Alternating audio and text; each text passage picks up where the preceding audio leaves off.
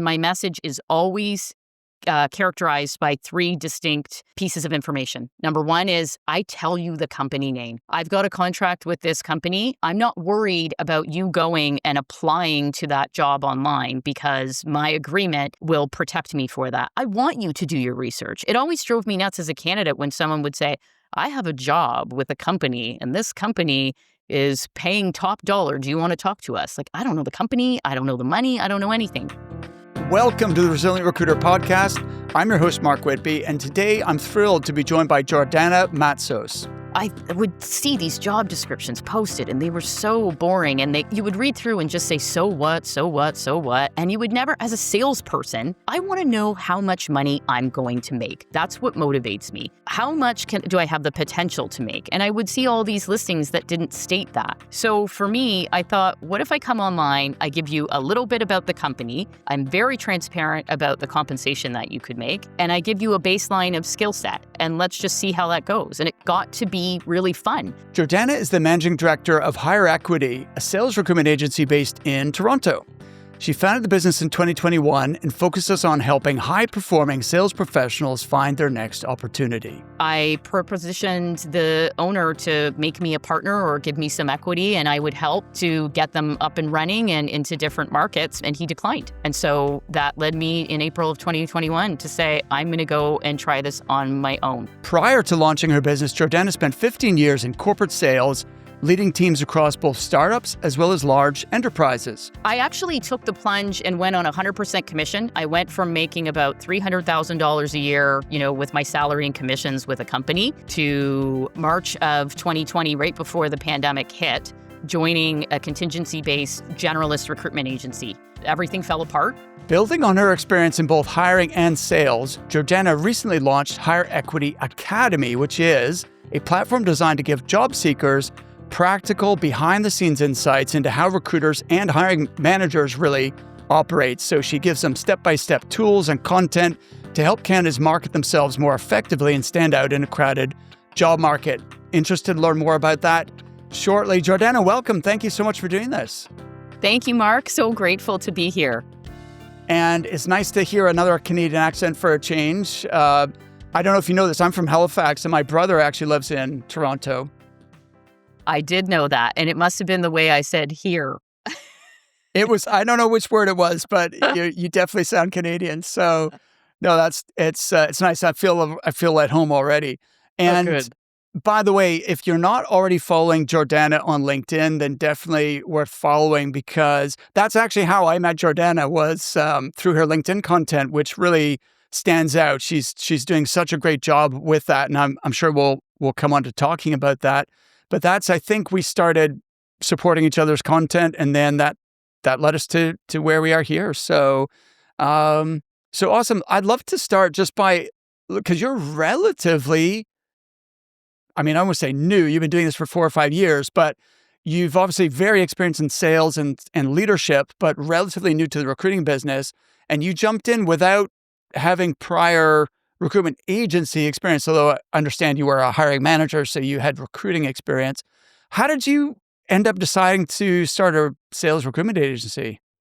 Absolutely. I'm happy to answer that. Before I answer that, I do want to say us connecting on LinkedIn and following each other, you and your content and your podcast were a go-to for me to be able to get up to speed with the recruitment industry. So through the guests that you've had and the content that you were sharing, I was able to understand tech stack, tools, tips, how much revenue I should be getting. So thank you very much for that. As a newer recruiter, that really helped me. I appreciate it. Oh, that's awesome. Thank you so much. I love hearing that. That's music to my ears. So thanks. Yeah, no problem. My story really starts with me taking human resources at McMaster University in Hamilton. I was not one of those people who knew what I wanted to do or who I wanted to be. And to me, that seemed like a well-rounded education. I learned a little bit about economics, training, organizational behavior, and of course, recruitment and selection. But when I got out into the workforce, I got a job with a unionized steel company as an HR assistant. And within 6 months, decided that wasn't where I wanted to be. Very different, as I'm sure your listeners will know, that are recruiters within a unionized environment. And so I pivoted to sales. For 20 years, I worked at a variety of different organizations, startups, global orgs, national orgs. I also worked within industrial sectors, manufacturing, tech. And that's where I learned how to sell. And it's where I also learned how to hire, how to coach, how to mentor. But on the flip side, it's where I learned how to work with recruiters, not only my internal recruitment teams, but also my agency recruiters.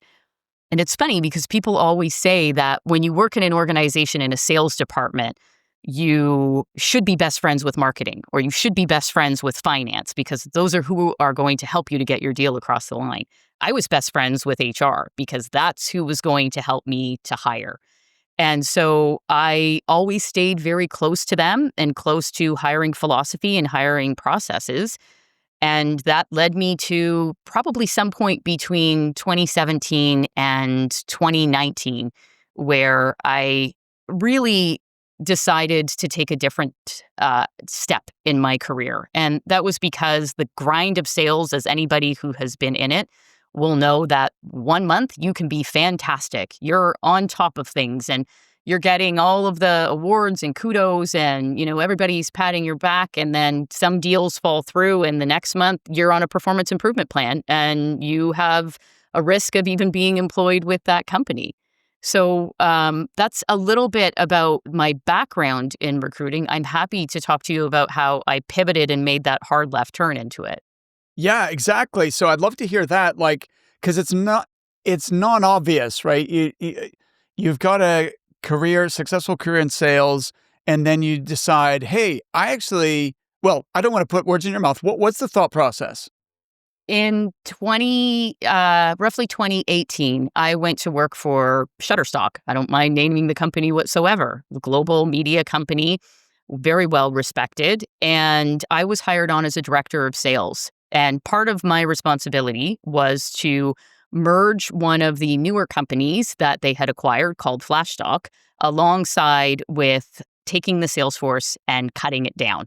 We had very hefty goals. And what I found out in my first 3 months of being there was the goal was to really hack the sales force down. And we had some great sales talent, some people that had recently been hired. But the mandate was take it from 55 people down to 25 people. But with those 25 people, still attain your $60 million revenue goal. And I found out through that process, Mark, that I really didn't have much of a say as a director of sales. It was the leaders who were guiding me on what to do. And it was me who was injected as, this individual to just carry out the tasks. And I was letting go of some really great people in the organization only to be told to hire again. And I wasn't understanding that. So that experience, along with a few other experiences in corporate where I would work with external recruiters, and their mandate was, let's get someone in as quickly as possible without really getting to know the culture or understanding what the hiring manager needs or what the candidate needs. And so for me, I also had been placed by some recruiters and hadn't done my homework. I didn't understand the culture enough, and I really listened to what that recruiter was telling me about that place. And I don't want to say I didn't take responsibility for it, but I almost got pushed into an organization to find out that it wasn't the right fit. So there were recruiters and HR people that I started to learn were not acting in the best interest of the company and the candidate. And I thought, I maybe can do this differently. And so that's what I tried to do. Love that. So absolutely, that all lines up. So April 2021, you took the plunge, and talk to me about your first year in making a living in recruitment. Yeah. I actually took the plunge and went on 100% commission. I went from making about $300,000 a year, with my salary and commissions with a company, to March of 2020, right before the pandemic hit, joining a contingency-based generalist recruitment agency. Okay. And everything fell apart. And so I had an opportunity to take stock and really start to learn a little bit about what it meant to be a recruiter. I listened to LinkedIn learnings. I was listening to podcasts. The gentleman who owned that agency was teaching me, but he had a philosophy that was sunk in from day one, which was, we find people for jobs, not jobs for people. And that just was a visceral reaction with me. And that to me meant don't spend time talking to people, spend time with your client and find them the right people. And it never sat well. So after about a year of working there, I billed about $250,000 working for them. And he had a split. So it was a 60-40 split or a 70-30 split. And I know, these splits are common. So what that meant is if I brought in the company to do business with, and I also sourced the candidate, I was able to make 70%, and I gave the house 30%. If the house gave me the account and I sourced the candidate and placed the candidate, I was able to make 40%, 60%. So I started to learn that maybe I was able to do this a little bit better on my own. And I really understood the value of marketing. And I propositioned the owner to make me a partner or give me some equity, and I would help to get them up and running and into different markets because I had so much experience to draw on and a network of people who I could recruit for. And he declined. And so that led me in April of 2021 to say, I'm going to go and try this on my own. And I'm happy to tell you what those first few months look like too. Yeah, please. So I guess his loss, which in retrospect was a good thing, right? And this is what it's hard to recognize it in the moment when you have, things don't go how you are hoping that they're going to go. And then looking back, it turns out to be such a blessing in disguise. So tell me about higher equity and getting that up and running. Of course. In Canada, I decided not to be self-employed with the agency. I decided to, formalize my arrangement with my agency. And so I did that. So there were some startup costs. I had to figure out my tech stack. And I decided that I wanted to use the Google suite of services, not Microsoft. I decided on a CRM ATS called Job Adder. And I obviously decided that LinkedIn Recruiter was something that I needed and I needed to pay for. But I knew right away that I needed marketing help. And one of the things that I started to do early on was I started to do video job descriptions. So instead of posting that I'm hiring for an account executive, I would sit in a room and I would say, hey, I'm working for this great new tech company. They're in healthcare. They're going to revolutionize this and that. And they're looking for an account executive. And I would have a lot of energy and I would be transparent about comp. I would always say, they're paying $80,000 on a base salary. Your on-target earnings will be $120,000. It'll be uncapped. And I would get flooded with candidates and qualified candidates for doing that. And I picked up the phone and reached out to my network and I said, I'm on my own now. And I had a low percentage when I first started out, Mark. I don't think I was confident in myself. So I started out with 15%. Because I thought, maybe that's going to attract business. And it did. So in my first year, my margins were quite high. They were my gross margins were about 60 to 65%. And my billings in year one, just on my own with no contractors, were just under 300,000 in billings. That's so a great not bad first for year. a first year. Yeah. Yeah, that's a great first year. And I agree. I think 15% is too low, but that was probably a confidence issue and thinking, well, I just need to get myself established. The challenge that people run into when they enter the market at a lower fee is it's then harder to get it back up, right? Because especially with existing clients, because they're like, oh, how come you're doing a good job and it's only 15%? How come? Why would we pay more, right? So we can circle back and talk about that. But something you just said that grabbed my so I remember I've been seeing your videos for years, and you did it way before. Now it's more common to see videos on LinkedIn, but you've been doing it since the beginning. So why did you do that? How did you do that? And what was the impact? Of course. I think it's important for your listeners to know I am not an individual who loves being on camera. I'm very shy. I'm an introvert at my core. I'm very good with small groups. I'm not very good with big parties or being on stage. And so that to me was really taking myself out of my comfort zone. And the reason why I did it was because I noticed that the content that I was consuming, whether it was recruitment or not, was video, was short form video content, 30 seconds long. And I was consuming educational content that way, as well as entertainment. And I would see these job descriptions posted, and they were so boring. And you would read through and just say, so what, so what, so what? And you would never, as a salesperson, I want to know how much money I'm going to make. That's what motivates me.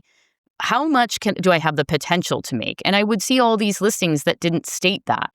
So for me, I thought, what if I come online, I give you a little bit about the company, I'm very transparent about the compensation that you could make, and I give you a baseline of skill set, and let's just see how that goes. And it got to be really fun. And I got messages from people saying, we're looking forward to seeing the next job posting. And so that just catapulted into doing more long form video content. And really humor has been one of the things that has saved my life in this job. And I'm happy to tell you a little bit about how that's helped me in my reach out messages to candidates as well.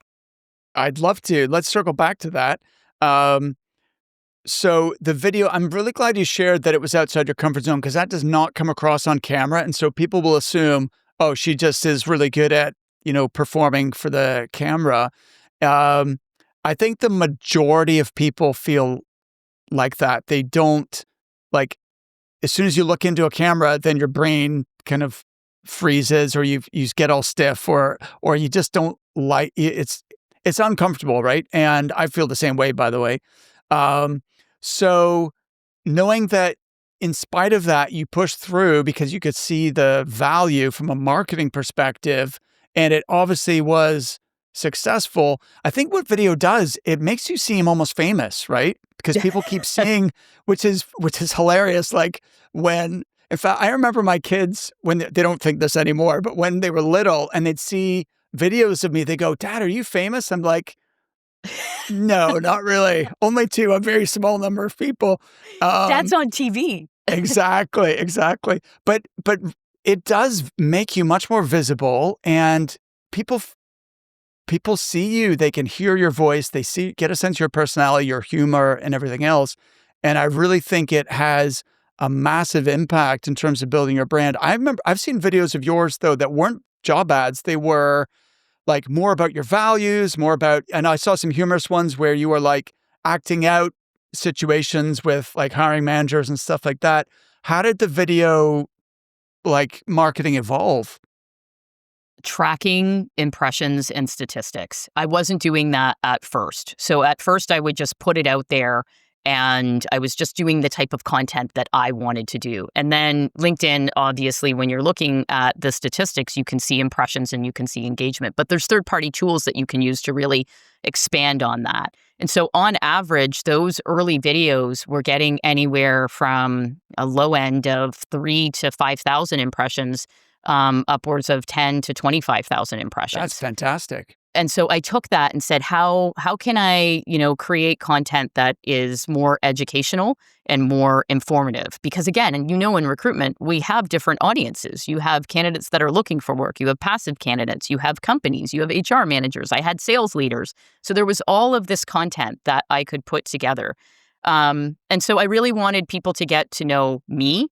And I started to read through the messages that I was getting on LinkedIn. And a lot of those messages were saying, you're saying what I'm thinking, or thank you for being so blunt, or this helped me to get a job. And how it's morphed into today, I am someone who will give away as much information as I possibly can, under the premise that once you see the value in working with me and what I'm doing, then you will pay. And so I know that you do that as well, Mark, even through your podcast. And there's a lot of people who I think want to guard information because they're afraid that if someone else has it, then, it's more competition.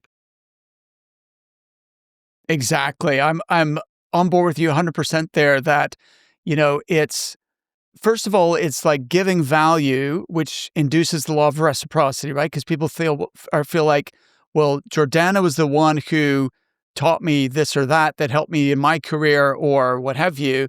Then if they're choosing a recruiter, who are they going to go to, right? They're going to go to the person who's already helped them. So totally agree. So you're paying attention to metrics. By the way, you mentioned third-party tools. What do you use for your LinkedIn stats? Taplio.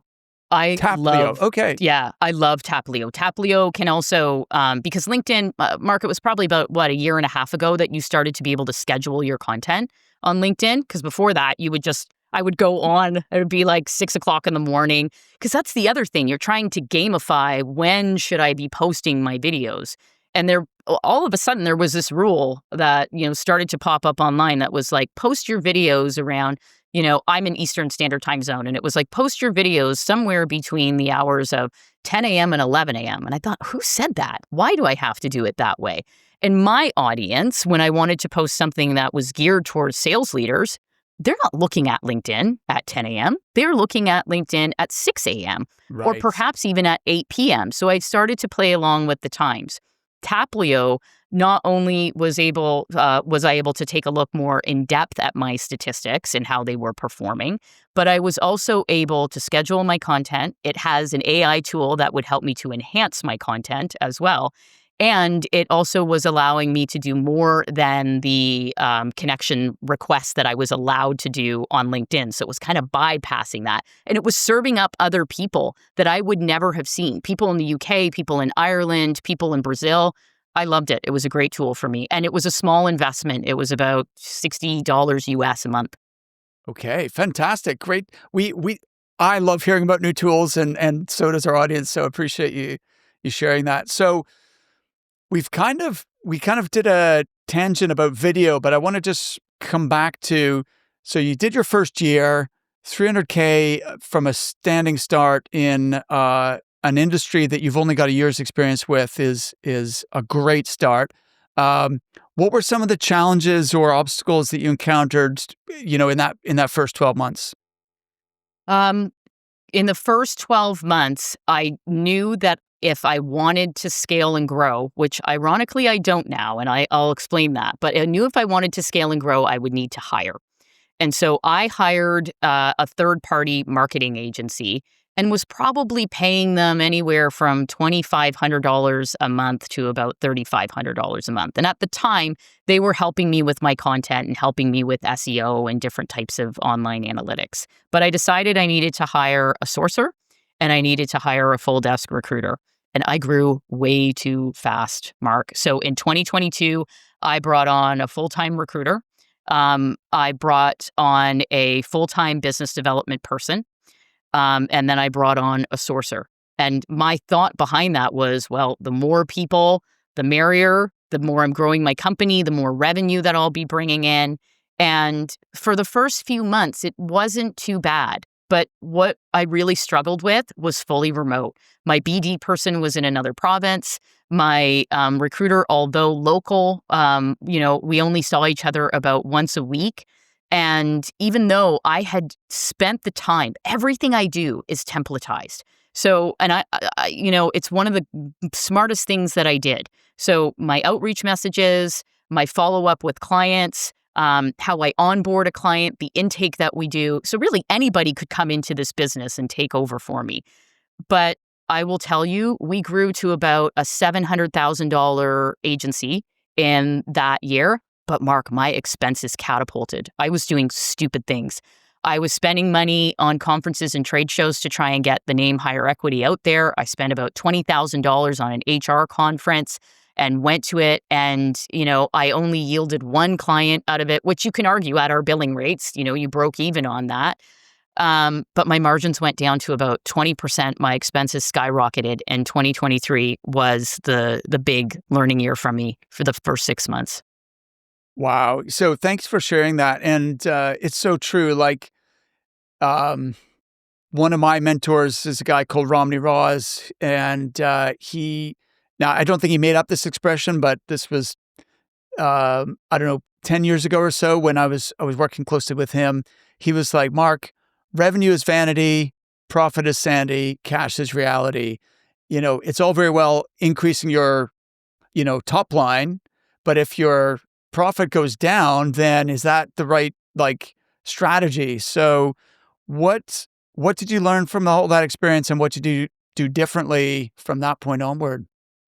So the big learning lesson for me there was that we weren't taking care of our clients in the way that I was in my first year, in the way that we were intimately getting to know them and their brand and their culture.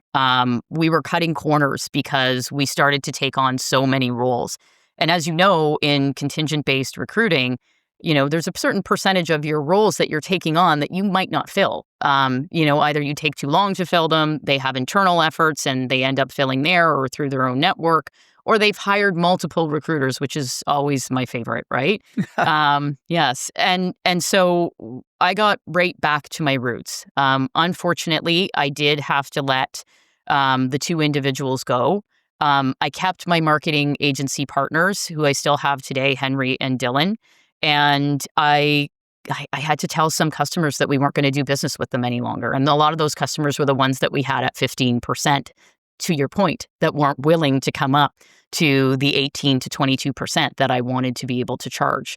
And so that took another 6 months to dig out. 2023 is a year of mistakes, but I have a personal motto, and that personal motto is you always have a choice. And sometimes that choice isn't enviable, and it wasn't.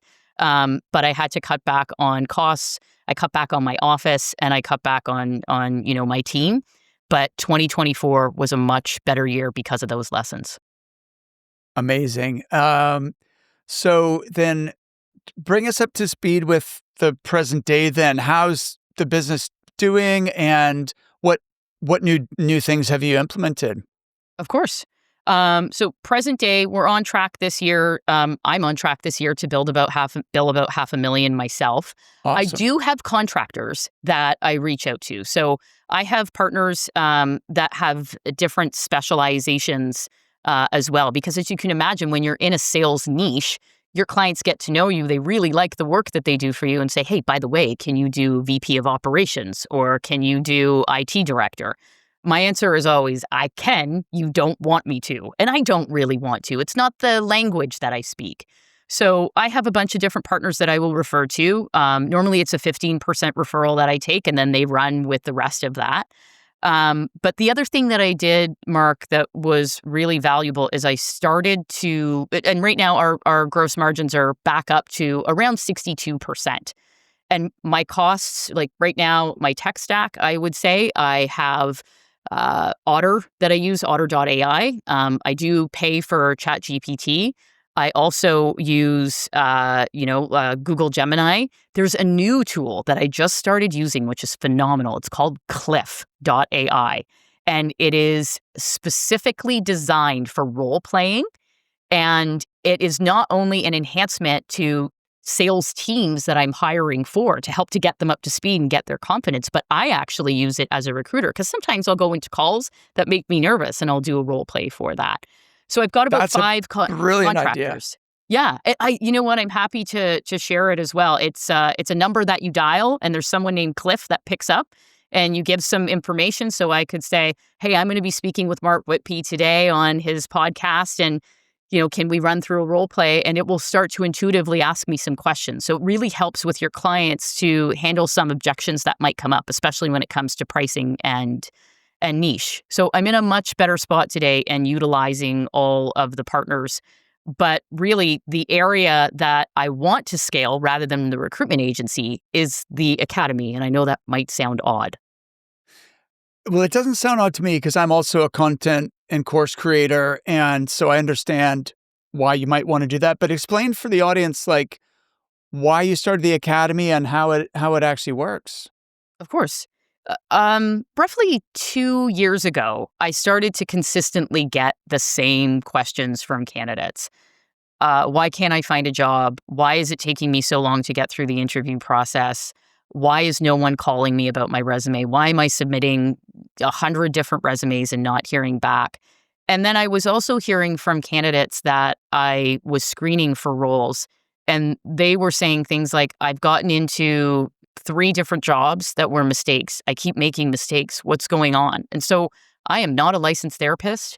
And as a recruiter, you sometimes dip your toe in that water when you're working with your clients and your candidates.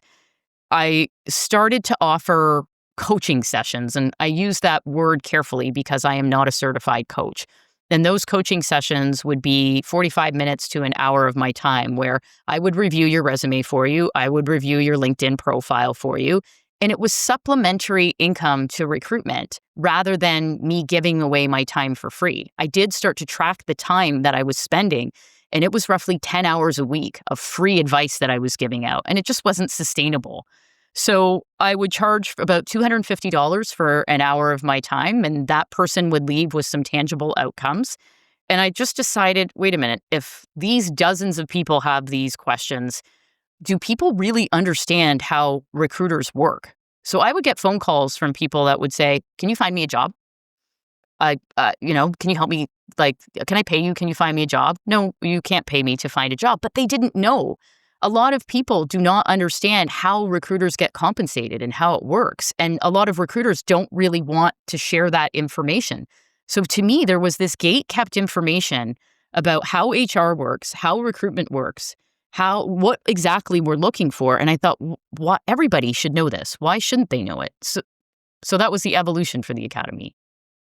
So to me, this is a genius idea, Jordana, and because there's kind of a couple of aspects to it. One is it's a potential additional revenue stream, and we can talk about that. Not an easy one to monetize, but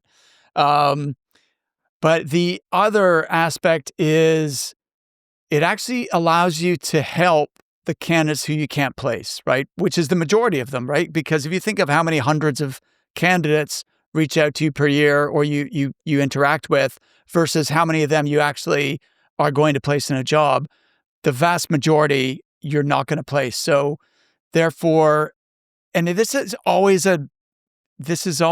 I think for a lot of us in the recruiting industry, we don't like that, right? Because either it feels a bit mercenary, like I'm not interested in you because I can't make money from you, right? And but at the same time, you just have to guard your time because otherwise you're not going to be productive.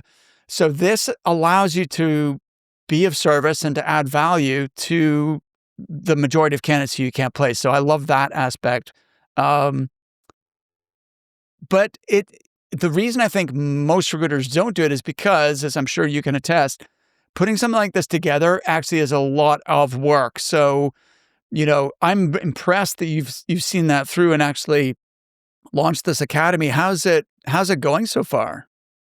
It's going well in terms of we have broke even on costs. And Mark, before I answer that question, I'll tell you, it took me approximately 3 months of concerted effort. So the basis of the course is set up into 3 different modules and 30 videos. And it's how recruiters find you, vet you, and hire you. And so within each course, there's approximately 10 videos, and the videos range in length. Some are only 2-3 minutes long. Others are 10 to 15 minutes long. And I walk you through the difference between agency recruiters and corporate recruiters. I walk you through the different pitches that you should have to recruiters. And again, this is all through the lens of sales talent wanting to get hired. There certainly is generalist information about how the recruitment industry works, but a lot of people would say, how did you find me?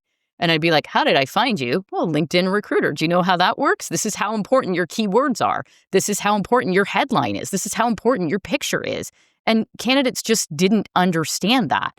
And the vetting process is really for those candidates that we see where when we post a role on LinkedIn and you get 500 applicants in 24 hours and 98% of them are not qualified, this is trying to say, please don't waste your time, but do this activity instead. Not only does it take you through all of those, but then it also helps you by giving you interview questions that are commonly asked for sales and the answers they're looking for, which other people are not doing. And that's not meant to say, I'm spoon feeding you what to do. That's preparation. You can find that information through an AI tool online now. So why are we not openly sharing that? And whether this candidate finds a role through me or not, they are a better qualified candidate that should make every recruiter happy and every hiring manager happy. So today, the way that we are marketing it is whenever someone will reach out to me and say, hey, can you help me find a job? If they're not within my wheelhouse, I will refer them to someone who can. If they are, I give them 3 options. I will do a 10 to 15 minute screening call with them just to see what they're looking for. And then I might talk to them about the academy. if they are someone who's already qualified, I will push them over to the academy. Or if they are an individual who I feel would prefer the one-on-one coaching time, I will push them into that. So you're absolutely right, Mark. It's given us right now, it's only a few $1,000s of extra income a month, which isn't the same as the billings that we would be getting. But for me, it's more the passion behind it. My goal and my mission is I want every single person to know how to interview. There's no reason that you should not know how to interview. And I just think that this information should not be guarded. It should be open. That is brilliant. And I'm excited for you. Keep me posted on how that evolves and scales. But it must be a passion project, because if you weigh how many hours and hours of time you've put into it versus the monetary ROI, then, it could be argued you would have made more money just spending that same amount of time on your core recruitment business. So, but I completely get why you want to do that. And then hopefully it does grow. And, if you could 10x that number, that, get instead of 2,000 and 3,000, you get 20,000 to 30,000 a month. Now you're talking. The thing that I love about online courses is you're getting paid while you sleep, right? Potentially, you're doing your core business over here. So it's not passive. When people say passive income, it's a bit of a trick, because there's no real income stream that is completely passive, right? They all require work. But what it does do is it uncouples time v money. So you're not getting paid, you're not exchanging like time for like dollars for hours, right? So I think that there is leverage potential. So it's not passive, but it is a leveraged income stream potentially. What are your thoughts on it? There's more automation that I could bring into it that would bring me more revenue. And that's kind of stage 2. So stage 1 was test the concept. I used to be someone, Mark, who I would fully vet something out, and I would wait until I was 90% of the way there and then say, okay, let's try it. And when I started recruiting back in 2021, I got a very good piece of advice from a former VP of sales who said, if you're 51% sure, go. And so I was 51% sure about recruiting. I went. And with this academy, I had enough feedback from candidates that I was 51% sure that this would be valuable in the market. And I'm even getting feedback from the candidates who are going through it. And they're telling me things like, Jordana, I would love it if you would jump on LinkedIn once a week and do a LinkedIn Live and just answer a bunch of recruitment questions. Because sometimes, Mark, people just call and they say, can you review an offer for me? And I'm like, I'm not a lawyer, but if you take the course, there's an hour where I walk you through one of my offers and the clauses to watch out for and the different things that are stated in an offer, which you should negotiate. But that was exactly why I did it, was not only to serve a certain community that I couldn't help, to teach people about the industry, but to have another revenue stream for when recruitment, as we've seen in the last few years, has its ups and downs. But you're right. I could easily make $30,000 off of a billing that would take me a month versus $2,000 or $3,000 off of helping, 10 people. You're right. It's I love the concept though, and potentially. So I guess someone listening might think, well, gosh, that's a heck of a lot of work, and I'm overloaded with other projects. Have you thought of doing like an affiliate program where other recruiters can send people to your academy? I have not thought about that. Someone actually, that's a great suggestion. And someone had recommended to me doing the course, selling or promoting the course to internal recruiters as to how to hire. Because part of the course, there are approximately 20 downloadable templates, and they're a lot of the templates that I use. So there's sample pitches, because what I find people struggle with is, how do I actually send a pitch to someone? What should I say in that, especially on LinkedIn when you only have 300 characters? Partnerships and affiliates are the next stage of that. There's, Mark,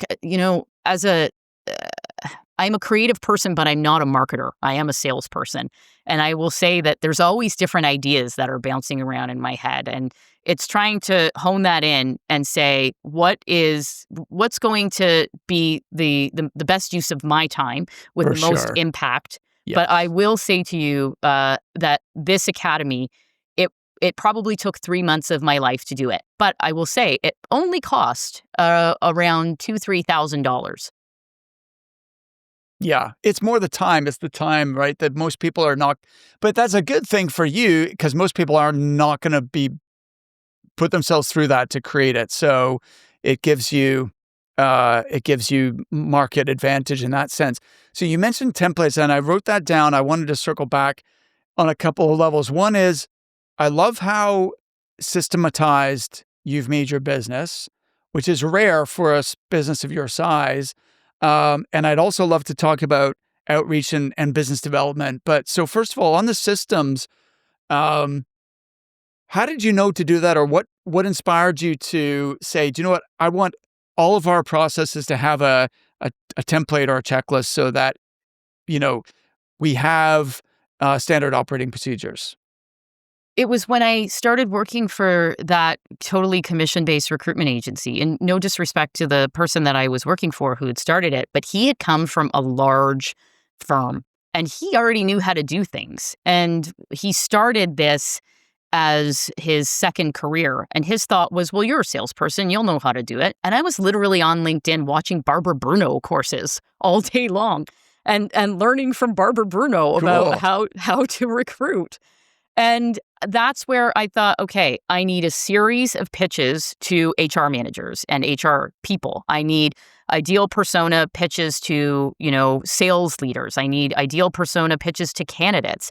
And then I started to find that there's the same intake questions I was asking about a role. So I need to create that. I also started to find that there was a recap after a call. A lot of times what I was finding with recruiters, Mark, would be you get on a phone call with a new client and you get the lowdown on the role and the company and the culture. And then you go off and you do your thing and you find that you start presenting candidates and it's like, oh, wait a minute. No, we were disconnected on that.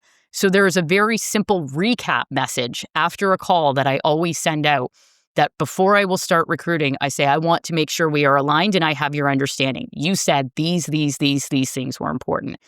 So all of those became so critical to me because as an entrepreneur, they helped to refine the time that I was spending on having to recreate the wheel. And I still have those templates. They're kept in my Google Workspace and they're actually kept on Excel sheets, and I copy and paste all the time with what those look like. It was also very important to me to refine a tech stack. I knew I was going to be using Zoom. I knew I needed to have Microsoft Teams because there's a lot of companies that were Microsoft based. I knew I needed to have an AI tool. There's another one that I use called Aspect, ASPECT. They are an HR tool that will help you with your Boolean searches on LinkedIn, but they will also help to create job descriptions, and they will take the content of your video call that you have with a client and do a recap message of it.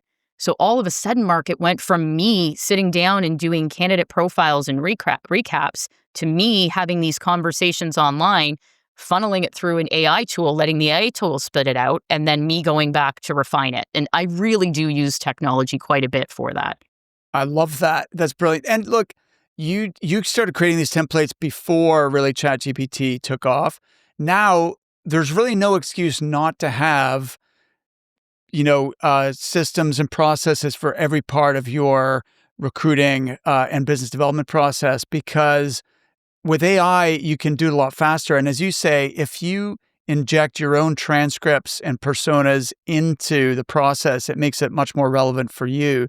Have you looked at Quill? They're a fellow Canadian AI company for recruitment agencies.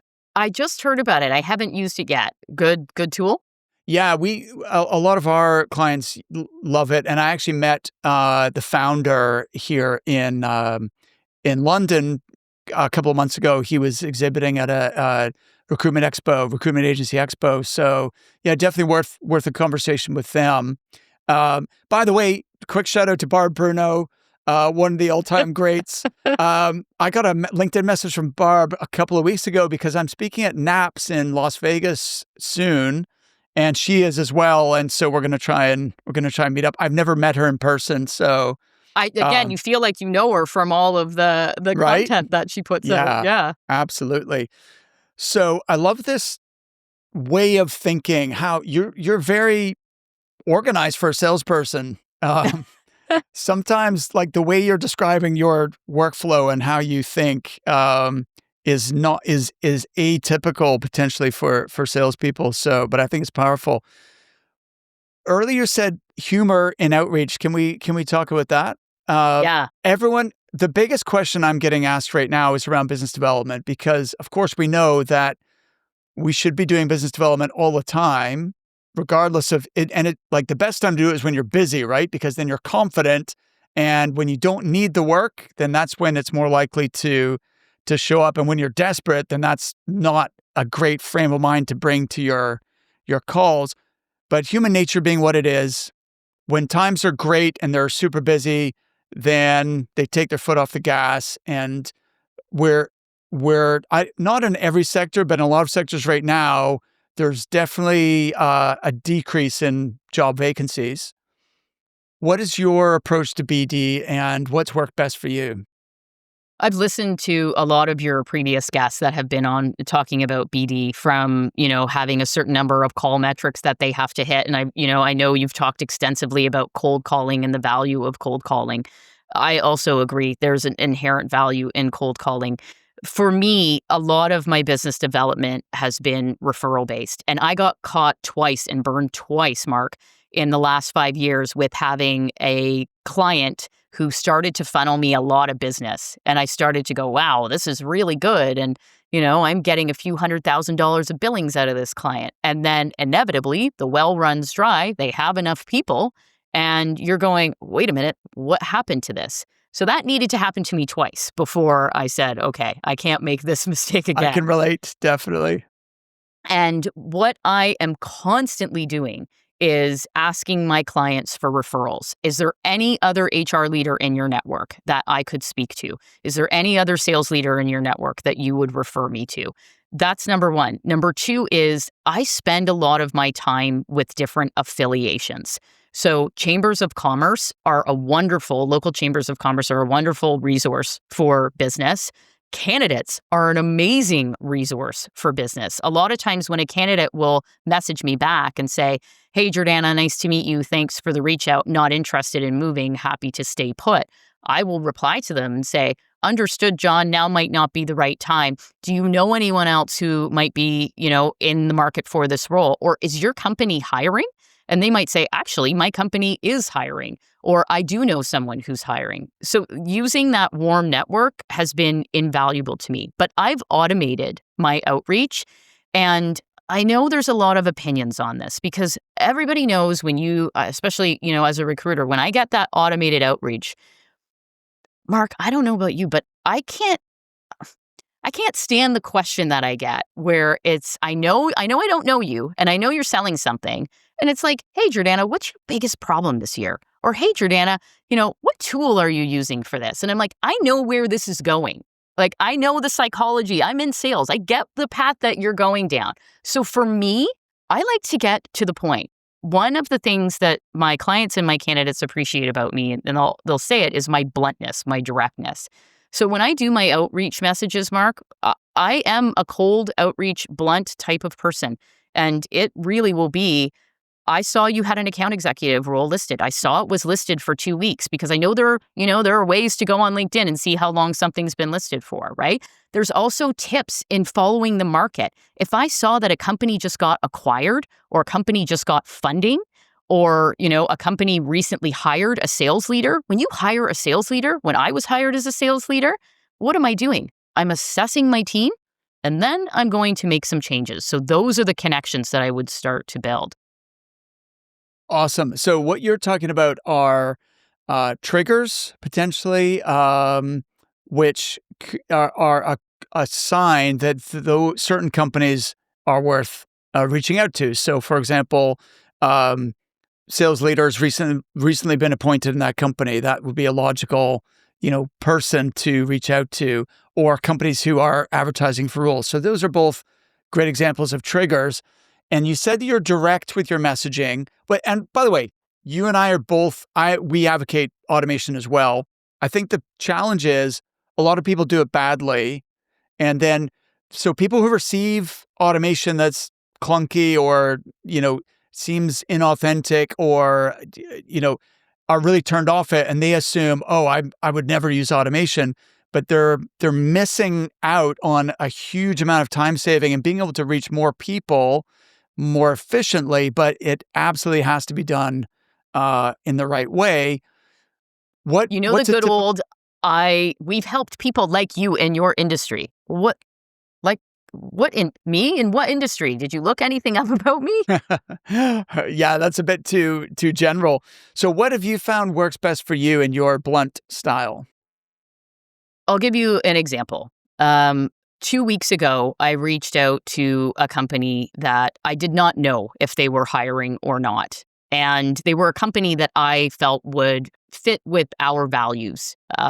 Really the higher equity name, everybody always asks me, where did that name come from? And where the name came from was you have candidates, you have recruitment, and you have companies. And you need this mix of all three. You don't need agencies, but you do need internal recruiters at some point to hire and to hire successfully. And it used to be in the past that, the company was up here, the candidate was down here, and the recruiter was even lower. I'm off the screen now with where we were. And my premise was, in order for this mix to be successful and for the candidate to be successful and the company to earn revenue, we need to be on an equitable playing field here. No one is more important than the other. Because, Mark, I take this role very seriously. I know it might not be life and death if someone gets the role, but it's someone's mental health. If they get into the wrong role and it's the wrong fit and I coerce them into doing that, shame on me. But I will say, to this company, I was very blunt. And I said, I specialize in sales talent. I was a former VP of sales for 20 years. I want to hire your salespeople because I respect your brand because of these three reasons. May I introduce myself and help you hire your sales team? And they wrote back to me and said, we are actually looking at hiring 2 account executives in the next month. We'll book a meeting with you. You can do a presentation. So I'll do maybe around 10 to 15 of those customized pitches a week. They're companies and brands that I really like. And I will tell you, Mark, for me, I found a lot more success in the medium to large enterprise market doing that than I have in the small business. So the employees that are scaling like 20 to 50, not as much success there. That's interesting. Why do you think that is? I think a lot of the medium and enterprise customers that we work with, they're familiar with how the recruitment agency model works. They've used us in the past. They know that we can complement what it is that they're doing and not compete. Whereas I think a lot of the smaller companies, they see us as just a huge cost that maybe isn't necessary. And they've had some negative experiences and say, we're going to try and go this alone. Okay, that's interesting. So you're targeting medium to large. Now, what in your world is medium to large? I will go by employee count. So we'll go from about 250 to 500 employees, and then we'll go 500 to 1,000 plus.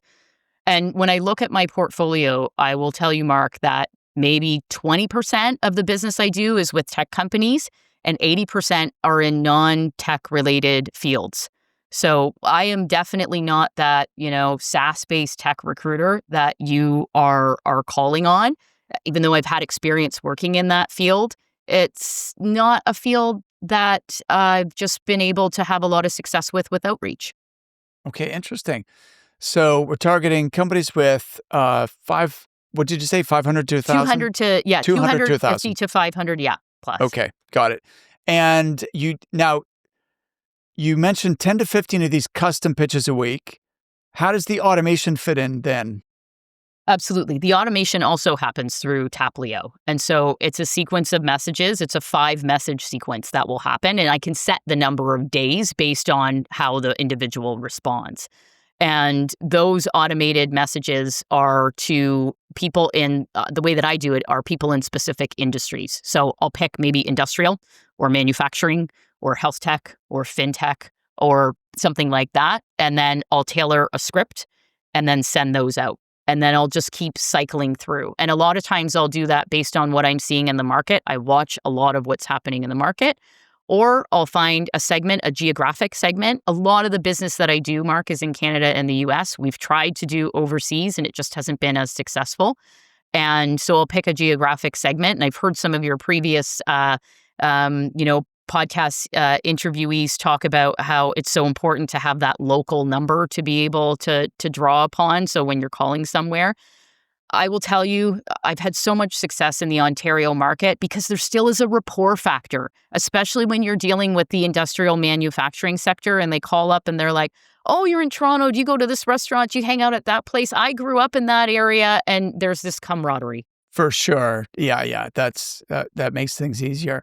Okay, awesome. So I like it's a combination of you do have automated sequences and you have some customized messages to targeting specific companies as well. And then the referral, I wanted to ask you about the referrals because I think it's underutilized, even though on the surface, it's obvious, but people, A, don't do it consistently, and B, maybe don't do it effectively. So when you're asking for referrals, what's the time? Can you give me more context and color around that? What's the timing of your request? And then how do you make that request in a way that you've got the best chance of it being accepted? The timing of my request is 2 different points of time. So depending on the client, number 1 would be after I've presented candidates and those candidates are in the interview flow and I'm getting positive feedback. So there's some positive reinforcement that Jordana and her team are doing a good job. We like the quality of her work. I would never ask for that referral before that stage because I haven't proven myself yet. The other point in time is post-contract, post-agreement being signed by the candidate. And that person has been onboarded within their first 30 days. I'll reach out. Obviously, I'm keeping in touch with the candidate. And then I'll go back to the sales VP, the sales director, the CHRO, the CEO, and say, pleasure working with you. I look forward to the next role. Also, if anyone in your network could benefit from my services, I would love to meet with them. And sometimes, Mark, I will offer a referral fee. I'll offer a 10 to 15% referral fee. A lot of times people will not take me up on that, especially in the C-level. They'll say, no, thank you. We just want to recommend you for the quality of your work. The other thing is asking for referrals from like-minded industries. Sales trainers, they don't do recruitment. They are training talent and going into a company. And inevitably, when they do that, there's some people who just aren't rising to the top in that training. And that sales VP is going to say, we're going to need to make some changes here. So that trainer will refer me. That is a brilliant idea as well. So referral partnerships with synergistic companies. So companies that don't compete with you, but they serve the same clients potentially. So, and you know who gave me that idea? Another recruiter. This is why it's so important we talk to each other. Victor, who owns Sell Me This Pen out in Quebec, he's literally Jordana in Quebec. And we share these ideas. There's no need to compete by withholding information in my world. Agree 100%. And that's that's the ethos behind this podcast, as well as our coaching program, which is a community of like-minded recruiting firm owners is, you can learn so much from each other and support each other way more than the risk of, that person might steal my client or whatever, which we've never really seen that happening. I love that your style is, you're saying you're blunt, but you don't seem that blunt to me. Like you seem very personable, but like maybe it's because you're humorous as well. So how else do you use that style of blunt honesty in order to build relationships with clients and candidates? The candidate outreach message. My message, so on LinkedIn, I have an average of between 55 and 70 acceptance rate. Wow, that's high. It is. And you know how LinkedIn works with, credit back once they, accept or decline. I'm always in a surplus situation, which is a good news story for me. But I will tell you the headline that has always brought me, the most amount of attraction back and acceptance back to a candidate. That headline is, I know recruiter DMs can be annoying, but ... And then I'll go into my message, and my message is always characterized by 3 distinct pieces of information. Number 1 is, I tell you the company name. I do. I've got a contract with this company. I'm not worried about you going and applying to that job online because my agreement will protect me for that. I want you to do your research. It always drove me nuts as a candidate when someone would say, I have a job with a company and this company is paying top dollar. Do you want to talk to us? Like, I don't know the company. I don't know the money. I don't know anything. So I tell you the money, I tell you the company, and I tell you the role. And I always end it by saying, is this worth your time to discuss? And a lot of times the response that I'll get back is, recruiters aren't annoying. Thank you very much for this. Please send me the job description. Let's jump on a call. Or, no, Jordana, I'm not interested. I've got a great job right now. Love that. Fantastic. Yeah. And so you're really breaking down barriers by just being so transparent with the information, and then that engenders a much more positive response. So totally see why The that same would with be. clients, Mark, Yeah. that it'll be the same message in terms of the percentage. I don't hide that. It's listed on my website. So I just find that especially as the buyer becomes younger and the C-level becomes younger, they don't want to waste their time with these big meetings and this big pomp and circumstance and presentation. Just give me the information. So how does it apply in a client context then? In a client context, the message would be similar. And I would send my presentation deck or a copy of the roles filled with reference clients that you can reach out to and reference roles that we've recently filled. So I'm constantly updating that. And it will outline my fees for senior hires, for mid-level hires, and for junior hires, because there's a tier system that I work with for that. So 22% for senior hires, 20% for mid-level, and I'll do 18% for junior. And you might argue that that is too low. But what I have found in my business is it allows for affordability. If that internal HR director thinks about using me, but then says, I won't because she's too expensive, that decision-making process of that 18% a lot of times will win me that business. It just happened 2 days ago with one of my clients. Jordana, I would say I want you to get your rates up still because, and especially here's the thing, you're placing salespeople, right? So Yeah. how much revenue and profit is your candidate going to be bringing to that client that is easily going to, more than pay for that extra 2% or 3% or whatever. Could But be look, millions, you're right. yeah, exactly. So, but I'm fascinated by this pitch deck. When are you sending your pitch deck with examples of roles you filled and all that other stuff? First email. Always Oh, on the first really? email. Okay. Yep. I want you to see the names of the clients I've worked with, and I want you to see the business or the titles of the roles that we've done so that you can see yourself in there and you can say, you've worked in that industry before. You've hired a VP before. You've hired an SDR before. It's the first email. Got it. So is that in those custom emails that you mentioned, the 10 to 15, and you're attaching your pitch deck in those? You got it. Yeah. And it's short. It's just a 2-pager. It's a PDF 2-pager front and back. So it's not Got this 10-page long deck. And I will state my rates in there as well. Okay. Wow. Fantastic. It's so interesting. What I've learned, Jordana, is that there's not one right way of doing this business, right? And you've found some absolute fantastic practices and strategies that have allowed you to build 500K, which is fantastic by any standard. And I'm loving this. So what's the future then for Higher Equity? Probably contacting Mark to see how we can get my rates up. Yes. and Check. get more billings in. The future for Higher Equity is going to be one of wanting to bring on a few full-time employees. So I'm not looking, I've listened to so many of your podcasts and heard people who have scaled from $1 million to multi-million dollar agencies. I love being in the business. I love being, on the ground, speaking with clients. I still love doing the sourcing. I'm not ready to remove myself from it yet, but there are certainly ways that I can progress, not only just with revenue, but, with trying to diversify our client set, trying to get more of those CRO, C-level roles as well. And so really refining and being able to do that. And to do that, I will need to bring on someone full-time who can help me with the recruiting side of the business. Fantastic. That's exciting. Keep in mind, they don't necessarily even have to be in Canada. In my team, there's two of us. There's Sanjay, who you met, who are in the UK.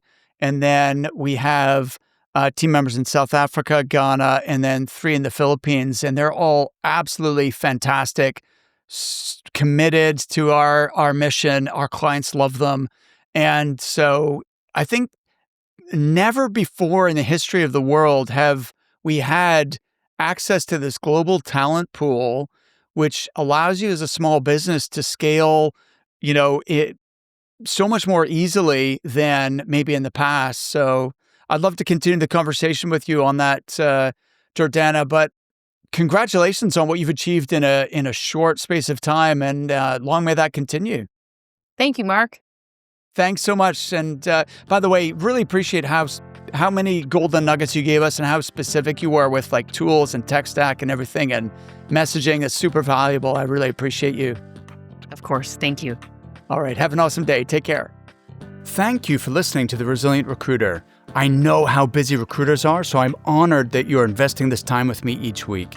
I don't take your attention for granted. That's why I'm going all out to deliver value for you here, real insights you can apply to improve your business. And if you really want to help me to reach a wider audience and impact more people, please consider leaving the show a review on Apple Podcasts. And if you leave me a review, please reach out and let me know so I can thank you personally. Please hit the subscribe button, and I'll see you next time.